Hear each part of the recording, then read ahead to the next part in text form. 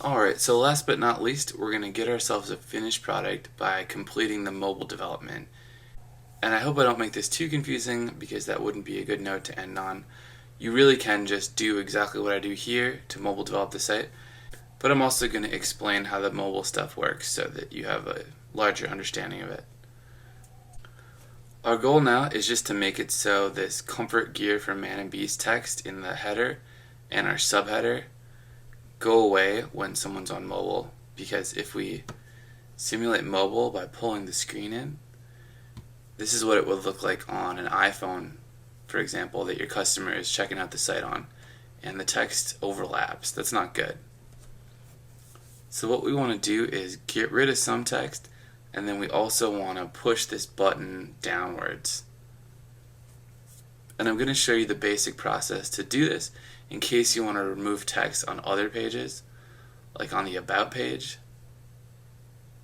And if you want to move certain elements downwards, like this play button, you're going to learn how to do that. And we can see the play button doesn't even fully want to click on mobile because part of it is being hidden by our navigation menu. That's not good. Still works, but we can make it better. Alright, our first step to mobile develop your site is to go to Plugins and then click Add New and install a basic custom CSS plugin called TJ Custom CSS. There are many of them, but I like this one the best because Theme Junkie has been really good to me. So just install now, activate. Perfect. Now let's open up the simple CSS editor screen that plugin gives us. You'll find that in Appearance, Custom CSS. Alright, so that's all this plugin does, is just gives us this window right here where we can write some CSS that I've actually already wrote for you. The next step is to come over to the video notes, and in the custom HTML section, just copy and paste it in. I want to get everything in this 1, 2, 3, 4th block down. What we have in the 3 blocks here, 1, 2, 3, is code for mobile. And the first section is the code to remove an element, like a button or some text. The second code is some code to make spacing or padding or margin, something like that. Basically to move an element downwards or upwards. And the third piece is just both of them combined, and we want both of them. So I'm going to copy this part, and you can just put that in the Theme Junkie Custom CSS. Everything from at media only screen to the bottom bracket. 11 lines total. Alright, so here we are back in WordPress. We're just going to paste it in. Good job. And I'll explain what this means to you right now.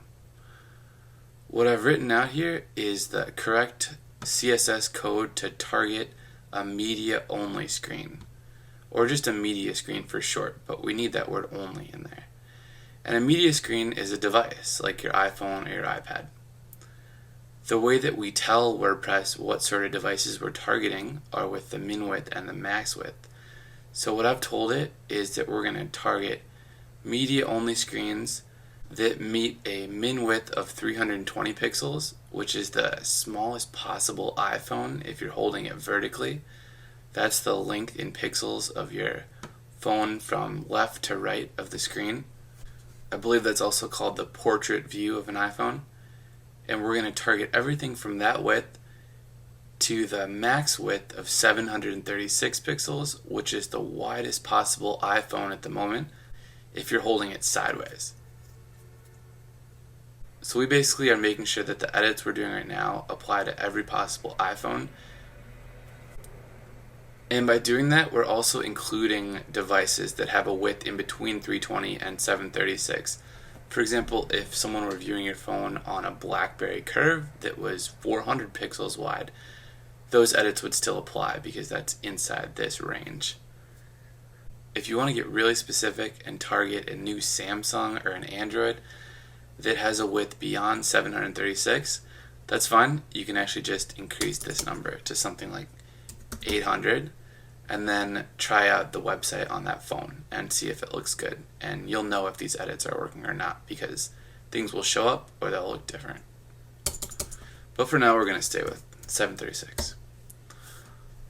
Okay, after this section that tells us which devices to target, we have something that says display none, and that's for the CSS Selector .hide-mobile, which means that wherever we write the class of .hide-mobile, it's going to display none, in other words hide it, on these screen sizes and in this range of screen sizes. And we can put that into action right now. For example, on our home page, we can see that when we go to mobile, the comfort gear for Man and Beast text is really getting in the way. So let's get rid of that. To get rid of that text and to add the CSS class, importantly, which we're going to do now, just click Edit with Visual Composer. Visual Composer is one reason mobile developing is much easier on WordPress than it is on a site made of just code. Click Edit on the right element, in this case it's the title, and come down to where it says Extra Class Name. And we can see we already wrote that extra class name here in the title settings for Visual Composer. This extra class name, by the way, has to match the class name in our CSS window exactly. For example, if you forgot the period, it won't work. If you forgot the dash or the E, it won't work. And the only reason it's not working now is because we didn't save. So if I save the CSS window and I save the Visual Composer, which is, by the way, HTML in the way WordPress sees it, and then we check out the site, then those two features will work together, and when we check out mobile again, that text is going to disappear. See, there it goes. Very nice. See you later. And that's the first little bit of mobile developing, which our browser, of course, understands immediately because it's a very advanced browser. Alright, let's open it up to wide again. If we go back to Visual Composer, we can see that in the subheader, I've also put in .hide-mobile. Alright, so that's how this part of Visual Composer communicates with this part of your CSS window. And that's how you can do this styling. You can either write out this portion first and then add in those extra class names, or add the class names in and then style them here. Either way. So let's see how to add another class name in now that we have the header and the subheader with mobile development done. Let's try to add something to the button, because right now that button could be a little bit lower on the screen. We don't want it conflicting with our logo. Alright, we need to go back to Visual Composer and edit the button. And what I've written for you is some padding mobile and the padding itself. Because I've already written these two lines of CSS within our mobile development section, all you need to do is write in .padding-mobile in the button and in button settings and in extra class name. We can just write in .padding-mobile. Save it. Close and make sure to update. You can get really frustrated, by the way, if your mobile development and your code works but you forget to hit update, which I've certainly done before. So make sure you hit update and make sure you get the text exactly right. And now when we check it out on mobile, that button should pop down further. See it jump downwards. Excellent. Now someone can see the whole image and then they can click Shop Now and not have to worry about things overlapping each other. Very nice.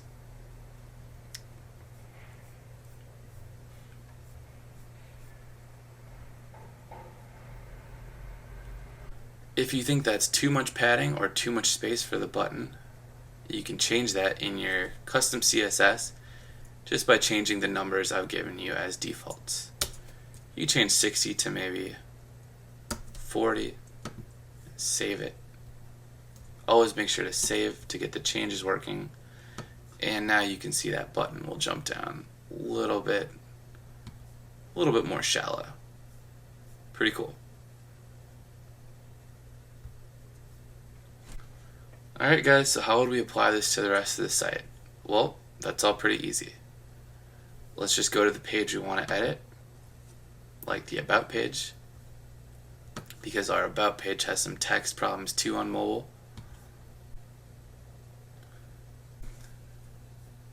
And we can just pop open this page in Visual Composer. Now we can just edit the right element, like the title, and pop in that extra class name of .height-mobile. Save it. Do the same thing to the subheader. Save it. .height-mobile. Save it. And we can push our button down a little bit. So let's edit that text block and go all the way down to extra class name. And now .padding-mobile.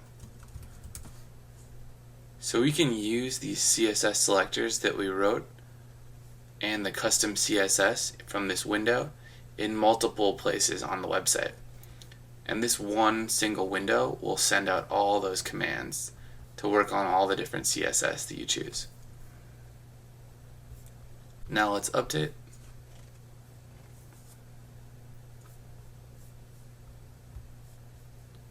Check out that page.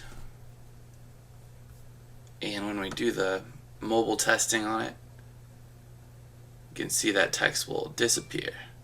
Very nice. Now all we get is our button, which now works perfectly. Oh my god. And of course, if you're thinking there's a lot of room to play around now, you are correct. We can also change those CSS selectors on About the Company and on the subheader. For example, if we wanted to use the padding mobile on the header, we could do that. Just change it to .padding-mobile, save and update. And let's check out our changes. So now instead of disappearing, that header will just be pushed downwards. And because you've already waited this long to make your site complete, we might as well wait a little bit longer and make this About page perfect on mobile. So let's bring back in that subheader, because now that we're pushing the main header downwards, we can probably keep it in there. So let's get rid of the mobile styling on our subheader, save it, update, and refresh. And let's see if that works now. And it looks a little bit better on mobile. That's very nice. Depends on how much you want to say, of course, on each one of these pages. And lastly, to get that space the button has equal in distance from the subheader as it is to the bottom of this blue area, we're going to need to write in one more custom CSS selector.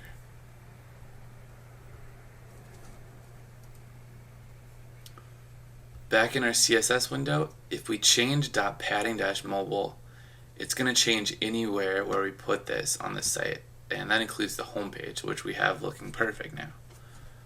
So what we want to do is just write out a new one, like .less padding-mobile.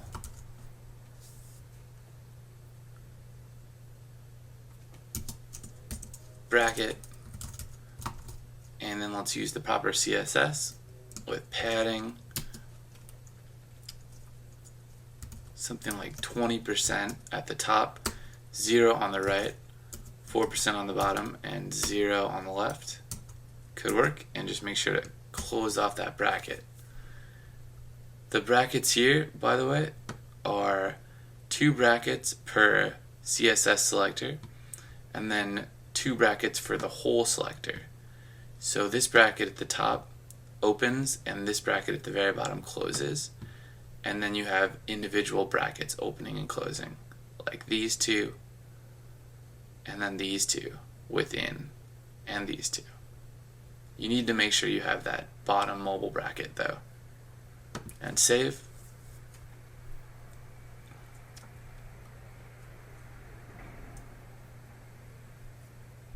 And we need to make sure to change the CSS selector on the button now. So edit text block, and let's write in the new selector, which is .less padding -mobile. Another thing we have to note is that the reason I didn't use .less -padding -mobile for this selector is because while that would have resembled our first selector, sometimes browsers can interpret that section following the dash as the previous section, and we don't want to confuse the meaning of this CSS selector with the meaning of this one.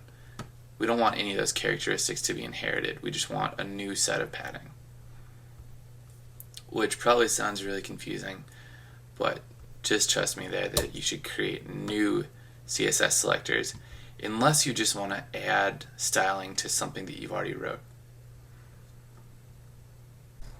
We don't want any of those conflicts now. So let's save changes, close, and update. And refresh our about page to see what we made. And now on mobile, that button is looking a little more centered, and we can easily change the distance that that button sits from our subheader. If we go back to the custom CSS, we can change 20% to maybe 15%, save,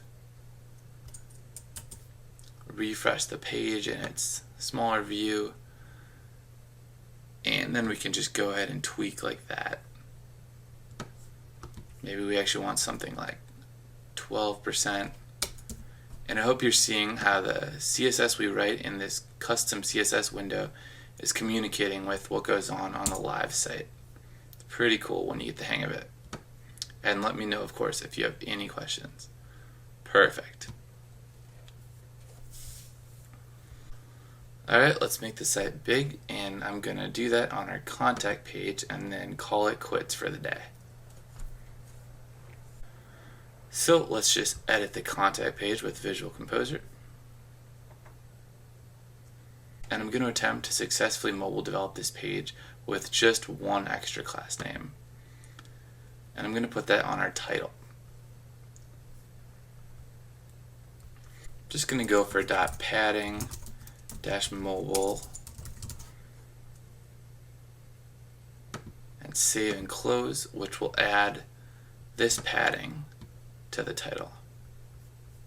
Update.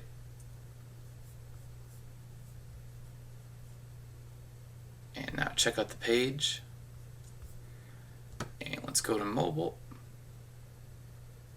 And we can see that spacing works pretty well.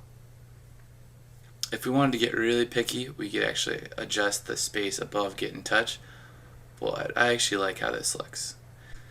But it looks like we're going to need to mobile develop our Google form, because it's really no use if it's hanging off the right side of someone's phone or device screen. So let's go ahead and do that. Isn't it fun how we learn more things we need to edit as we move along? Well, that's just web designing for you. And we can fix that by going to our Visual Composer.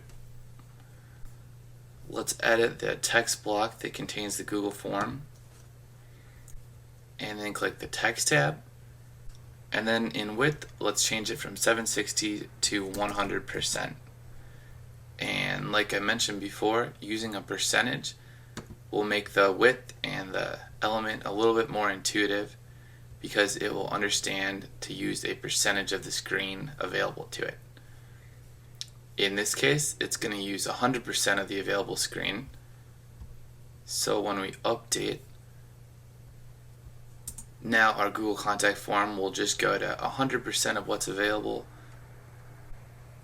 along with this nice padding on either side when we're on a desktop view like we are now. And then when we condense things to mobile and test the mobile, the Google form will understand to only use 100% of the width. And now, thankfully, it looks perfect. And the desktop view as well looks perfect.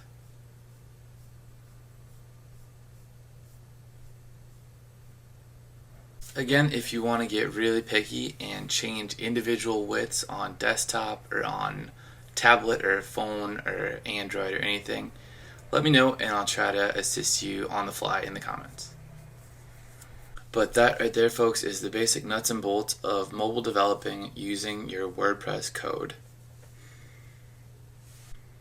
Sadly enough, that also brings us to the end of what's been an amazing tutorial, my largest one yet, and something I'm really proud of. I love making these tutorials for you guys because there's no better feeling in the world than being able to share your knowledge and actually help people.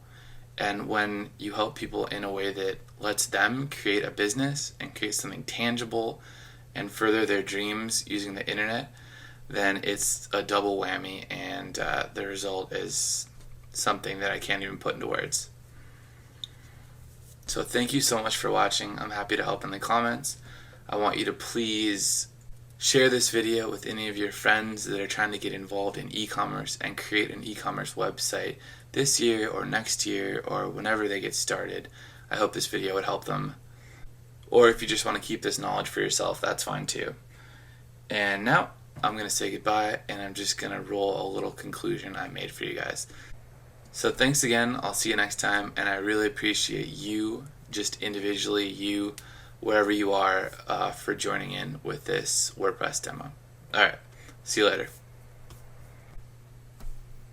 Well guys, we are all done, and I hope you enjoyed becoming a web designer while saving money. I want to say thank you again for taking my challenge to do this yourself.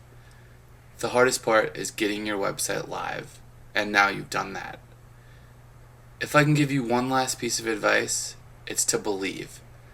As someone who sees sales come in every morning, let me tell you, it wasn't always this good, and I had to believe.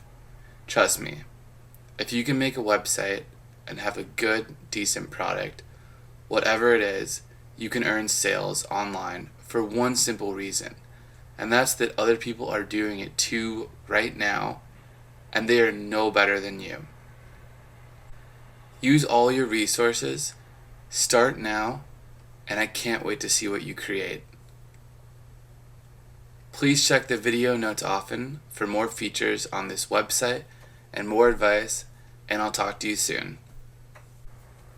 Of course, you actually need to ship your products to the customers once the sales are made, but how much does that cost? Next to nothing.